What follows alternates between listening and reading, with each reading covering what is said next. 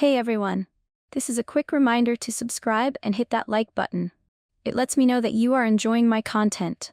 Also, feel free to drop your suggestions for future stories in the comments below. Thank you for listening, and let's dive right in. I was scrolling through my phone, flipping between social media and memes that had long stopped being funny when the TV flickered. The laugh track from some sitcom cut off, replaced by a sharp buzz that rattled through my bones. Emergency alert.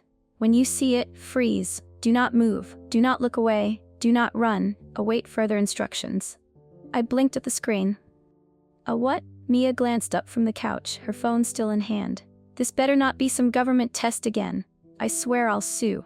She snorted, but neither of us laughed. The warning lingered on the screen, red letters burning against the black backdrop. My chest tightened as the buzz faded and the TV switched to a shaky news broadcast. Spotted across multiple cities worldwide. We advise all residents to remain indoors and... The camera cut to a grainy phone video. A humanoid figure stood at the end of a city street, half shrouded in fog. Its limbs were too long, too thin, like someone had stretched it out and forgotten to stop. Its face, God, its face. Eyes. Eyes. Too many eyes, scattered unevenly across smooth, pale skin. No mouth, no nose. Just eyes, blinking, twitching, moving independently like they couldn't decide where to look. In the video, a man stumbled backward, his gaze locking with the creature's. His entire body went rigid, frozen mid-step. The camera shook as the person filming screamed. In the blink of an eye, the man was gone. No flash, no sound. Just a faint scorch mark where he'd stood, and a shadow etched onto the pavement like a permanent stain. What the hell? Mia sat up, her phone forgotten on the couch. Another clip appeared. This time, a woman bolted down a narrow alley, gasping for air as her sneakers slapped against wet pavement. She glanced over her shoulder, eyes wide with terror. The camera panned just in time to catch the creature appear beside her, its limbs cracking unnaturally as it moved faster than any living thing should. She vanished mid-stride, leaving nothing behind but a dark, human-shaped imprint on the brick wall. "Oh my God," I whispered. My fingers curled into the couch cushion as my pulse thudded in my ears. The camera cut back to the newsroom. The anchor, a middle-aged man with a neatly pressed suit, fumbled with his papers, trying to keep his voice steady. His co-anchor clutched her microphone too tightly. These creatures, these entities, have been confirmed in several major cities worldwide. We urge everyone to stay inside and avoid. A distant scream echoed through the background of the broadcast. The anchor's eyes flicked towards something off-camera. His breath hitched. The screen went dark. Silence clung to the room like static. Mia exhaled a shaky laugh. Okay, so, Medusa had a baby with Slender Man. Love that for us. Despite the joke, her knuckles were white as she clutched the couch cushion. I tried to match her sarcasm, but my throat felt too tight. Guess that explains the don't look part, I muttered. My words sounded hollow, swallowed by the weight pressing against my chest. We sat there for a minute, the hum of the refrigerator and the distant hum of city lights the only sounds in the apartment. Then, from somewhere outside, the faint wail of sirens cut through the night, followed by a scream that sliced through the air like glass shattering against concrete. Mia's eyes darted toward the window. Do we want to check that, or are we officially minding our own business from now on? Officially minding our own business, I said quickly. A distant boom rattled the apartment windows. Somewhere in the city, something was burning. Neither of us spoke. Neither of us moved. And we both knew that tonight, sleep wasn't coming. I must have dozed off at some point because the next thing I knew, I was waking up to silence. The kind of silence that didn't belong in a city. No cars, no sirens, no distant hum of life beyond the walls. Even the birds that usually nested near our window were gone. My ears strained against the void, searching for any sound, any sign that the world outside was still breathing. Nothing. I sat up slowly, my joints aching from sleeping on the couch.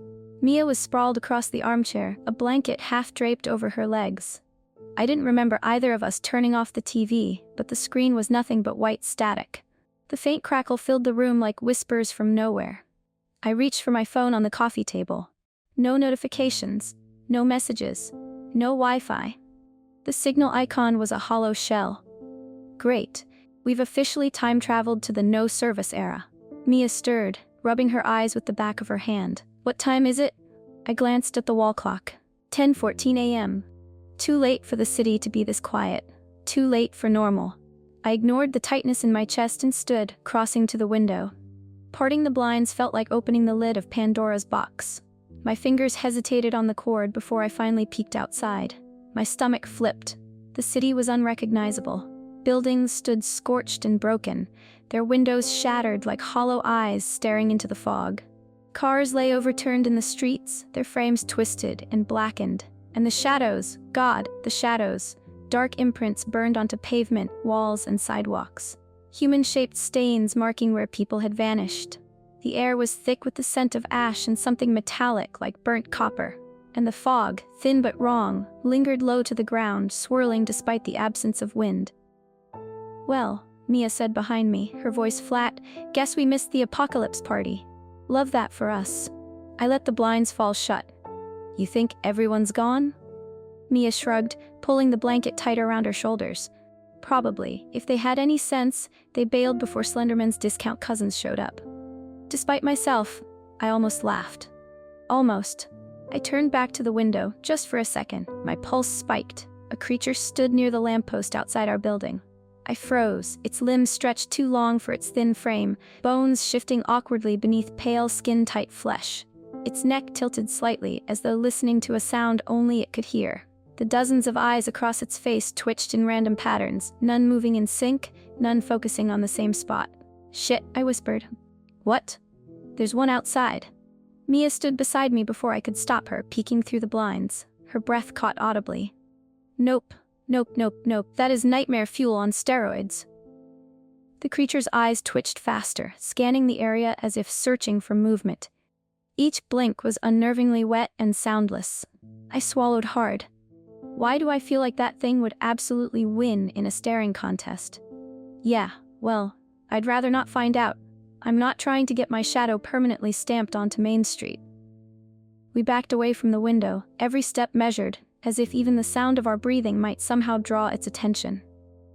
When we reached the kitchen, the tension in my chest refused to fade. I grabbed a glass and twisted the faucet handle, only to be met with a slow trickle of water before it stopped completely. "Perfect. Just perfect," I muttered, slamming the handle down.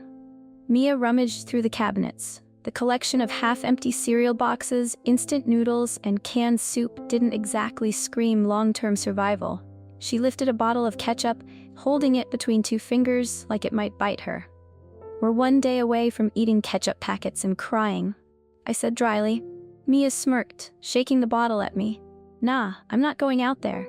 I'd rather vibe with starvation than vibe with Mr. Eyes over there." I tossed a spoon at her. She dodged it easily, but her smirk didn't quite reach her eyes. "We can't wait any longer, Mia," I said, my voice more serious than I intended. "If we leave soon, we might still find help. Food, something." Mia's smile faded.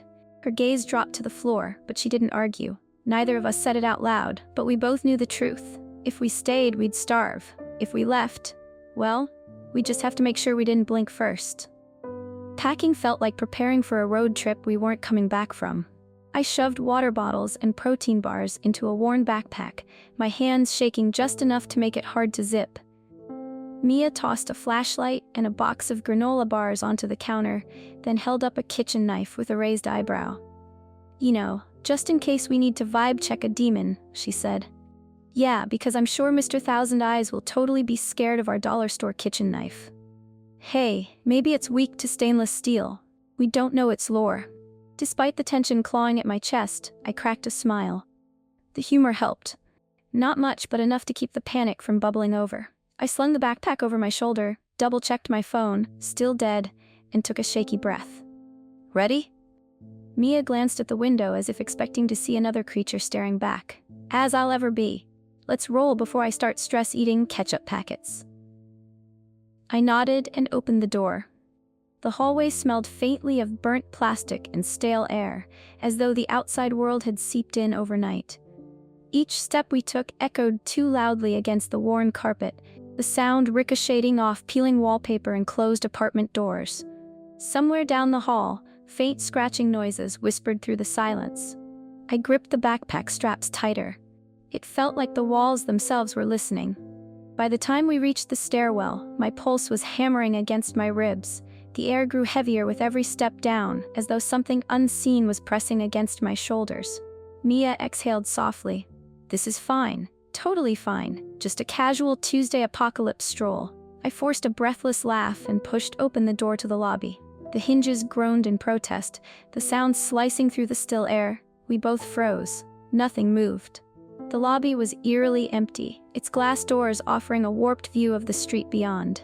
Burned-out cars, shattered glass, and faint outlines of shadows painted the pavement like permanent reminders of what happened to those who tried to run. Mia stepped up beside me, peering through the glass.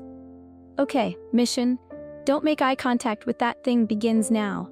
I let out a shaky breath. "Copy that, eyes down." I adjusted the backpack, grabbed the knife tighter in my hand, and pushed the door open. The air outside was colder than I expected, laced with the acrid smell of smoke and something metallic. The faint fog swirled low across the asphalt, curling around the wreckage like ghostly fingers. No movement, no sound. We stepped onto the sidewalk, our footsteps unnervingly loud against the cracked pavement. I glanced around, heart hammering, but nothing stirred in the fog. Then a faint clicking sound echoed through the air, like bones cracking under pressure.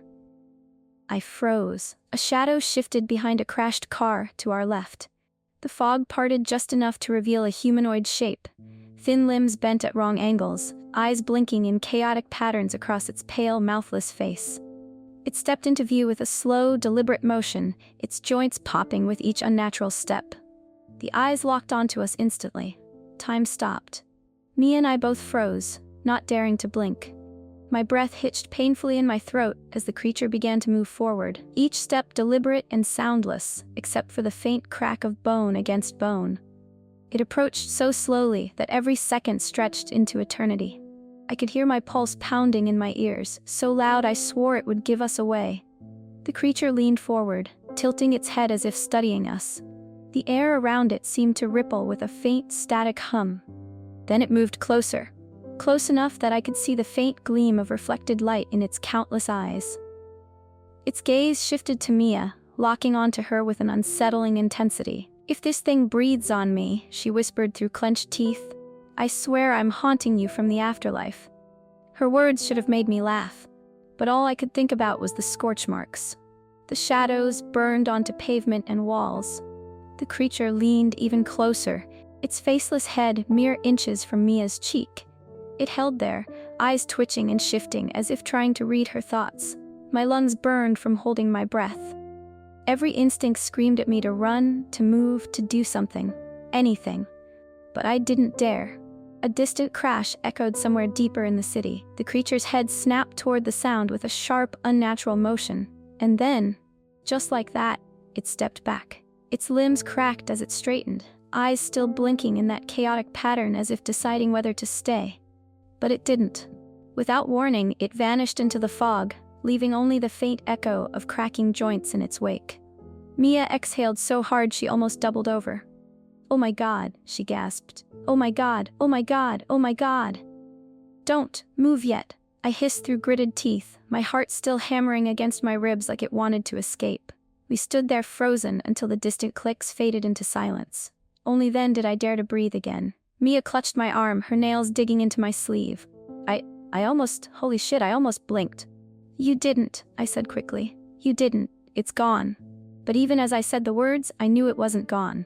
Not really. Because they were still out there, waiting, watching, and the next time we saw one, we might not be so lucky. I didn't realize I was still holding my breath until my chest started to ache. Even after the creature vanished into the fog, my pulse hammered so hard I could feel it in my fingertips. Mia clutched my arm like a lifeline. Her nails dug into my sleeve, but I didn't pull away.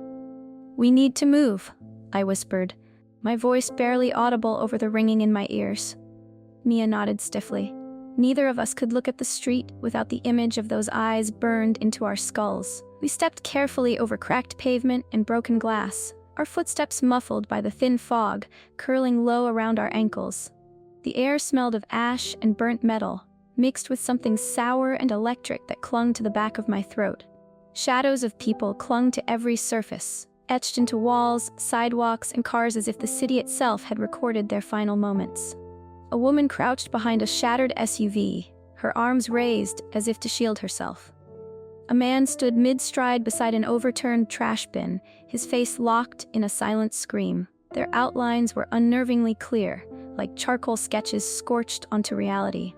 Mia's breath hitched as we passed a cafe with shattered windows. Inside, the glass reflected the faint silhouettes of a family, 2 adults and a child, forever reaching toward the locked exit. Their shadows clung to the glass as if they'd been burned into the air itself. "Jesus," Mia whispered. My stomach twisted, but I forced myself to look away. "Don't think about it. Just keep moving." We crept down the sidewalk, ducking behind abandoned cars and twisted metal barriers. The distant cracks and faint echoes of movement reminded us we weren't alone. Somewhere beyond the fog, they were still searching, still hunting. I adjusted the backpack on my shoulders, gripping the straps tighter. Every step forward felt like walking blindfolded through a minefield. By the time we reached the grocery store, my legs ached from the tension of holding myself ready to stop at any second. The automatic doors had shattered, leaving jagged glass glinting on the ground. We stepped over the shards carefully, the faint crunch beneath our shoes sounding impossibly loud. Inside, shelves lay half empty and overturned, as if people had fled mid-panic. Dust motes floated through the air, disturbed by our presence. The faint hum of dead refrigerators lingered like an echo of the world that used to be.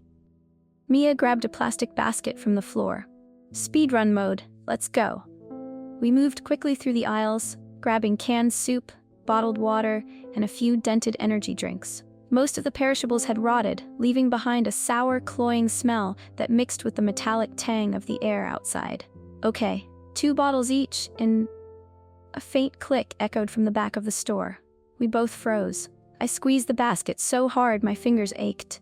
Mia clutched a can of soup like she might throw it as a last resort. Another click. Closer this time. Oh God. I took a slow, shallow breath as something shifted at the end of the aisle. The fog outside had crept through the broken doors, curling faintly around the shelves. A pale shape moved beyond the shelves, thin limbs bending at unnatural angles as it approached without a sound. The faint clicks of its joints were the only noise it made. Mia went rigid beside me. I forced my muscles to lock into place, refusing to give in to the instinct to run. It stepped into view. Its faceless head tilted slightly, as though sensing our presence. Eyes scattered across its skin blinked out of sync, each one moving independently. Some twitching, some rolling slowly in different directions. Their random, chaotic movement made my head spin. The creature's gaze swept over the shelves. It didn't move like something alive, more like a puppet whose strings had been pulled wrong. Its limbs moved too smoothly and too stiffly at the same time, each joint clicking faintly as it advanced. Mia's breath caught in her throat. I could feel the heat radiating from her body beside me, her fear as tangible as my own. The creature paused directly in front of us. Its eyes flickered, then locked onto mine.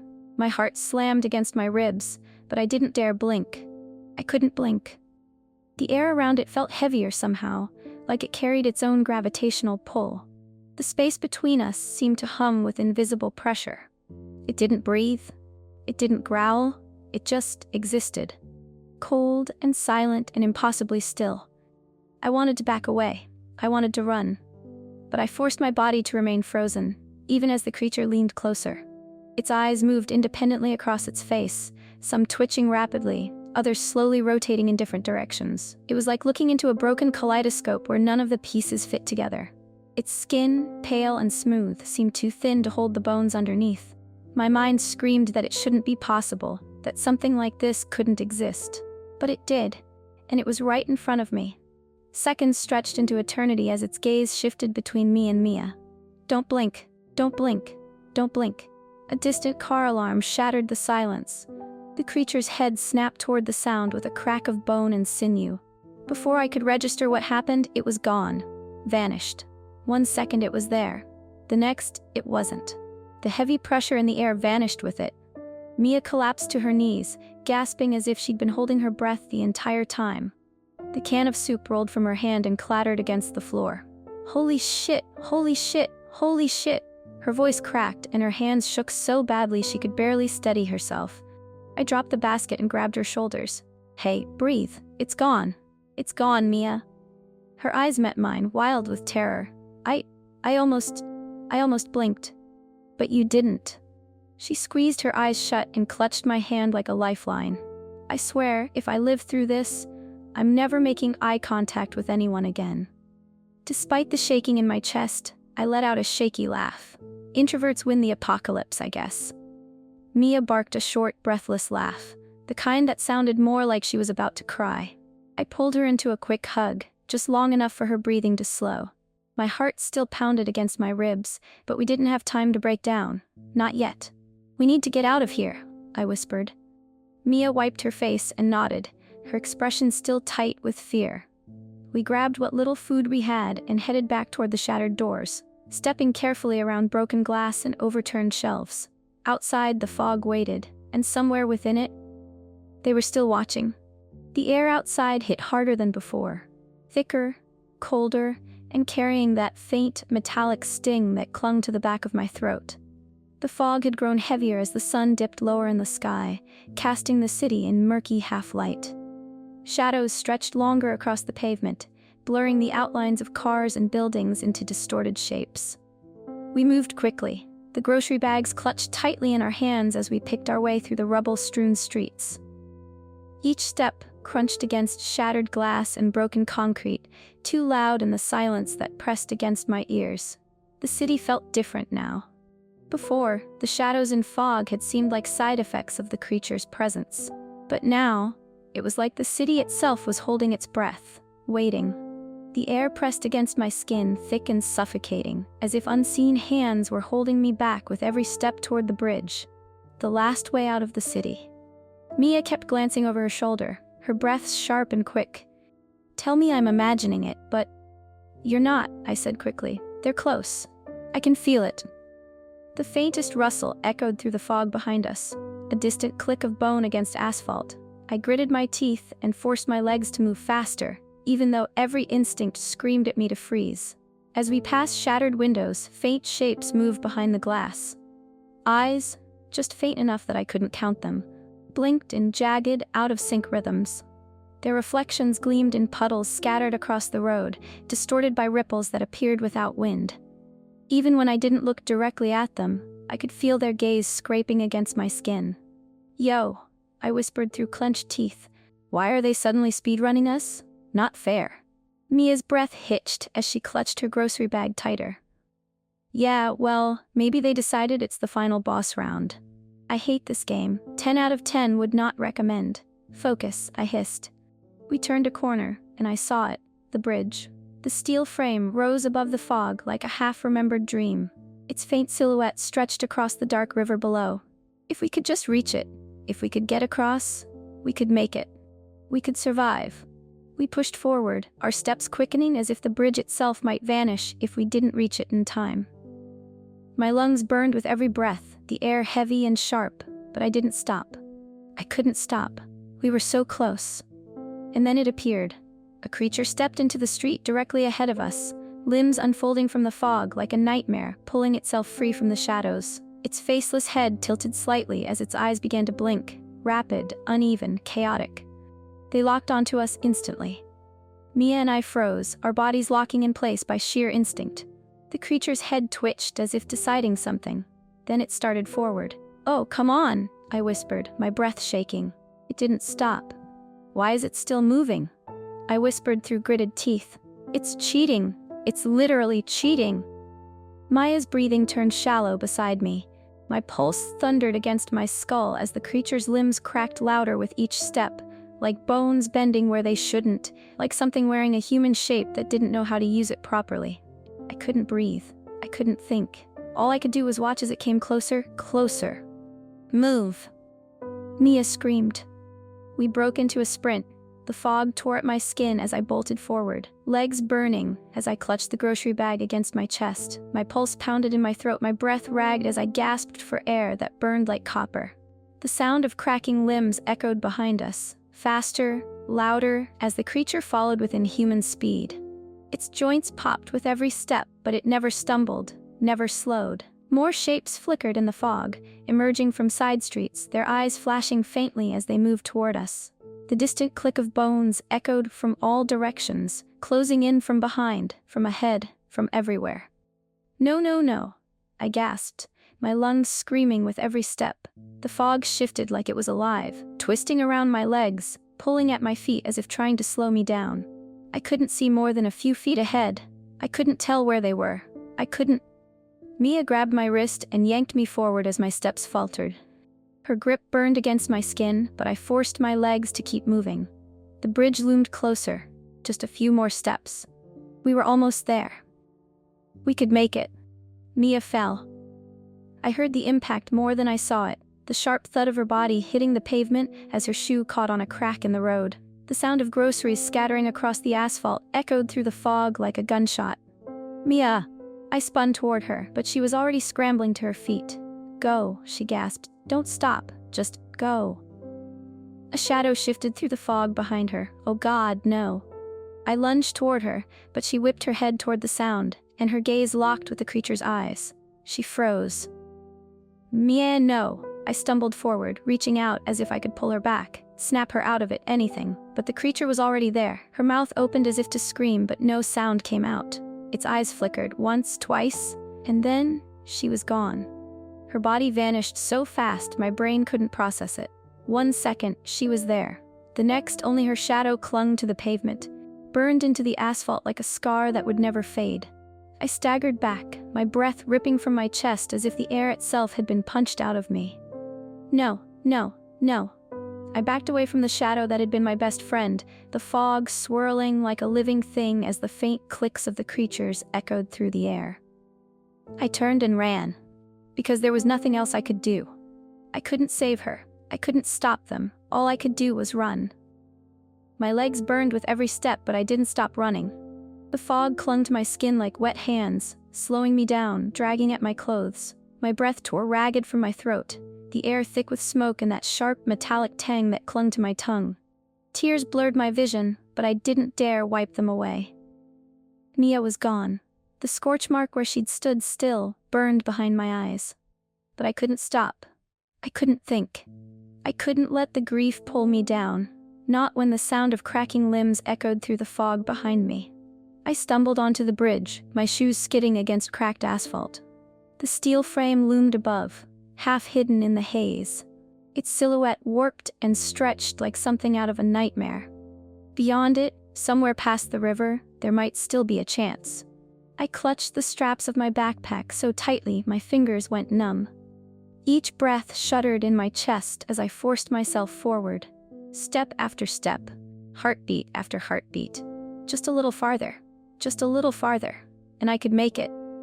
A distant crash echoed behind me, the distinct crack of bone hitting pavement. I choked on a sob and pushed forward faster. My legs threatened to give out beneath me, but I couldn't stop now. The city beyond the river glowed faintly through the fog, fires flickering in the distance, painting the sky with shades of orange and red. Somewhere beyond those flames, maybe, there were still people. Still survivors. I had to believe that. I had to. Because if I didn't, crack. The sound was closer this time. Too close.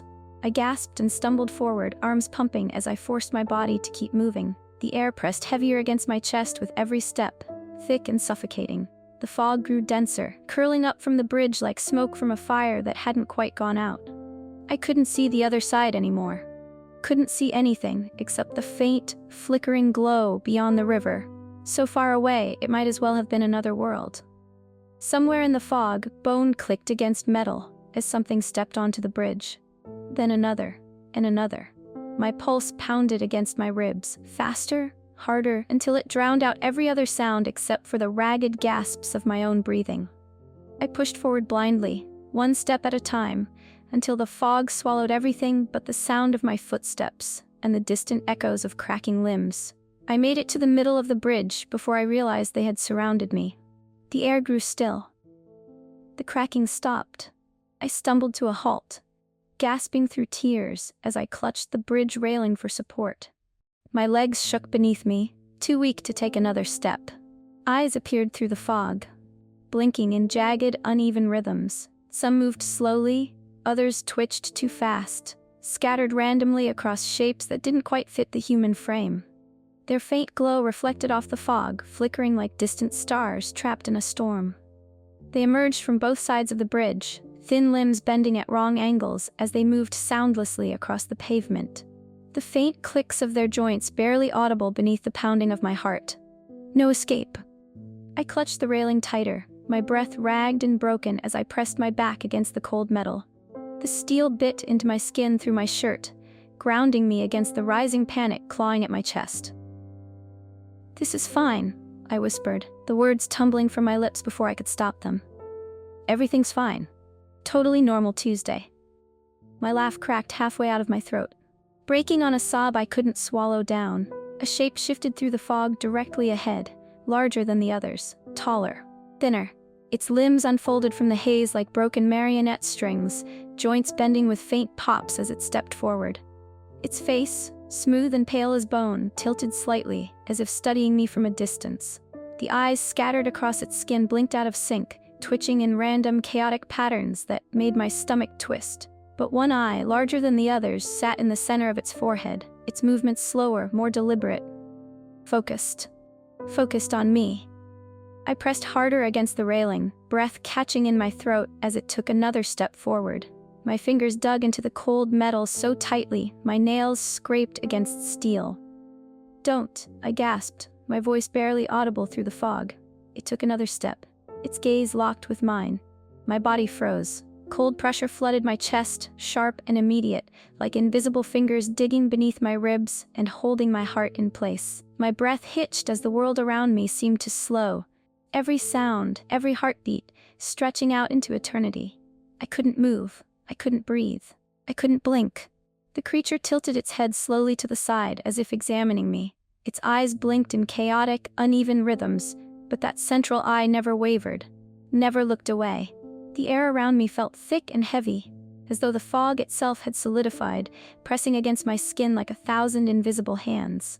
The pressure grew stronger, sinking deeper into my chest, until it felt like my ribs might crack beneath the weight. The other creatures closed in, their eyes reflecting faint light as they moved soundlessly across the pavement. Their limbs twisted and bent with sharp cracks of bone, but they didn't rush forward. They didn't need to. I couldn't run this time. I couldn't move at all. The tallest creature stepped closer, its gaze never breaking from mine. I tried to scream, but no sound came out. My lips parted silently as my pulse pounded against my skull, faster and harder until it was all I could hear. The fog swallowed everything. The eyes blinked, the pressure inside my chest shattered. And then I was gone.